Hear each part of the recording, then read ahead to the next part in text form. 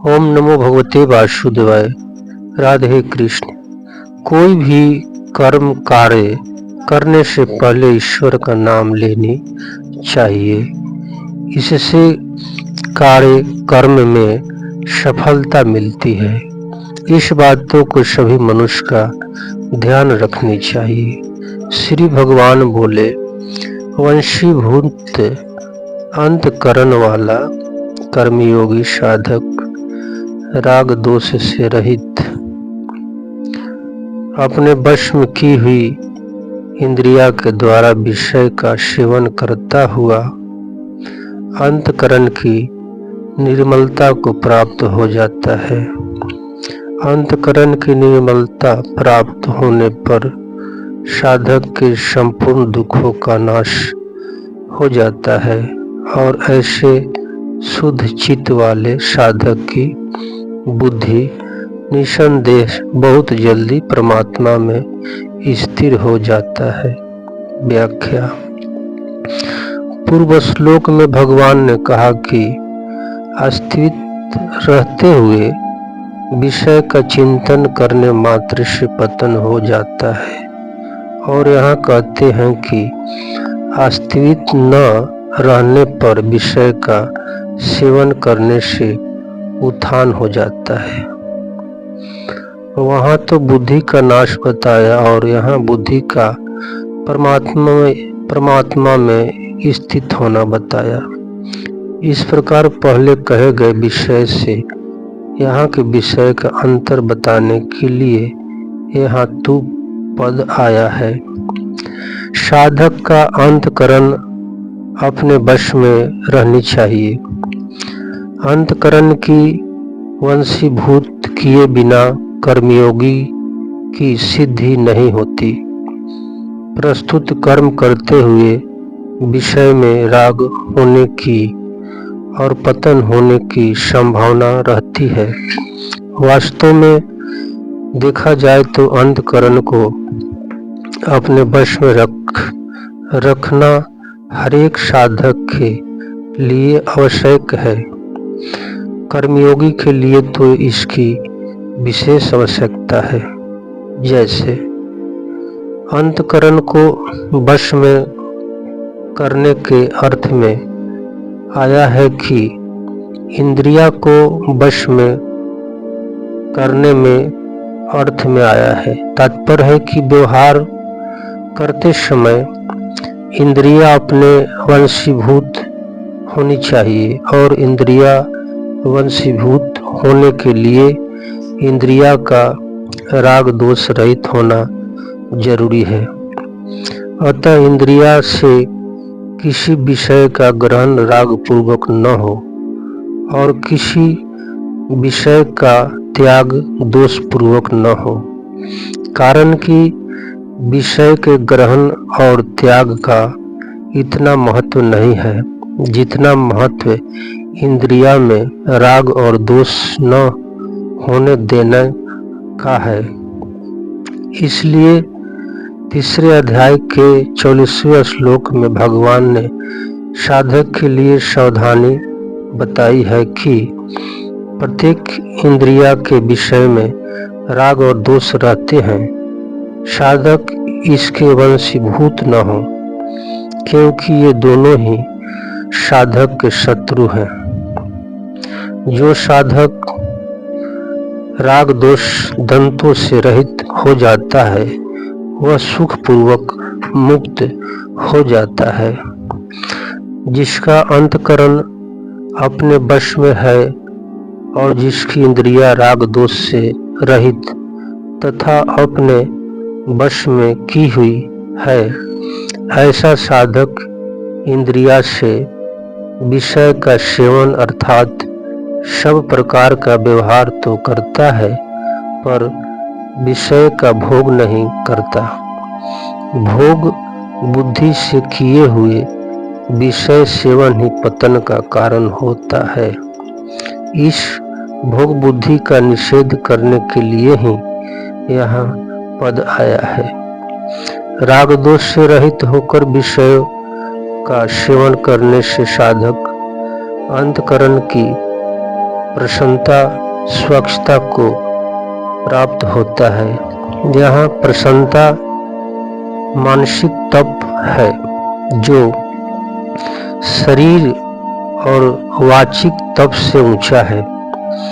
अतः साधक को ना तो राग पूर्वक विषय का सेवन करना चाहिए और ना दोष पूर्वक विषय का त्याग करनी चाहिए, क्योंकि राग और दोष इन दोनों से ही संसार के साथ संबंध जुड़ता है।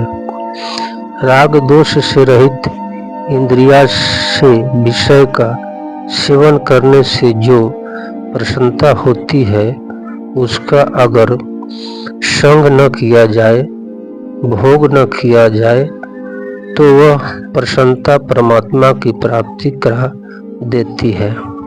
चित्त की प्रसन्नता स्वच्छता प्राप्त होने पर संपूर्ण दुखों का नाश हो जाता है अथवा कोई भी दुख नहीं रहता, कारण कि राग होने से ही चित्त में खिन्नता होती है। खिन्नता होते ही कामना पैदा हो जाती है और कामना से ही सब दुख पैदा हो जाते हैं। परंतु जब राग मिट जाता है तब चित्त में प्रसन्नता होती है। उस प्रसन्नता से संपूर्ण दुख मिट जाता है। जितने भी दुख हैं वे सब के सब प्राकृतिक और प्रकृति के कार्य शरीर संसार के संबंध से ही होते हैं और शरीर संसार से संबंध होता है। सुख की लालसा से सुख की लिप्सा होती है, खिन्नता से, परंतु जब प्रसन्नता होती है तब खिन्नता मिट जाती है। खिन्नता मिटने पर सुख की लिप्सा नहीं रहती। सुख में लिप्सा न रहने से शरीर संसार के संबंध नहीं रहता और संबंध न रहने से संपूर्ण दुख का अभाव हो जाता है। तात्पर्य है कि प्रसन्नता से दो बातें होती है, संसार से संबंध विवेचन और परमात्मा में बुद्धि की स्थिरता। यही बात भगवान ने पहले 53वें श्लोक में निश्चल अचल होने से कही है कि उसकी बुद्धि संसार में निश्चल और परमात्मा में अचल हो जाती है। यहाँ सुखद खाना हानि अर्थात तात्पर्य यह नहीं है कि उनके सामने दुखदायी परिस्थिति आएगी ही नहीं, प्रस्तुत इसका तात्पर्य यह है कि कर्मों के अनुसार उनके सामने दुखदायी घटना परिस्थिति आ सकती है, परंतु उसके अंतःकरण में दुख संताप हलचल आदि विकृति नहीं होती।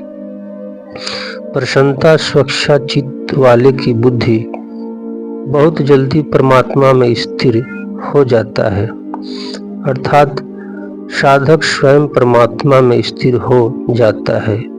उसकी बुद्धि में किंचन मात्र भी संदेह नहीं रहता। मार्मिक बातें, भगवान विषय का प्रसन्नता हो अथवा व्याकुलता हो, इन दोनों में से कोई एक भी अगर अधिक बढ़ जाता है तो वह शीघ्र ही परमात्मा की प्राप्ति करा देता है।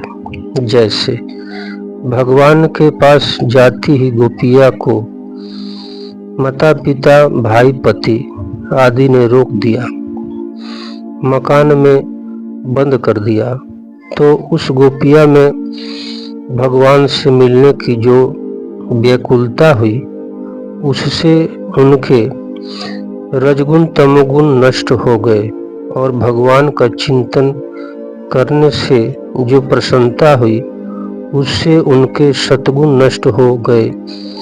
इस प्रकार गुण संग से रहित होकर वे शरीर को ही छोड़कर सबसे पहले भगवान से जा मिले।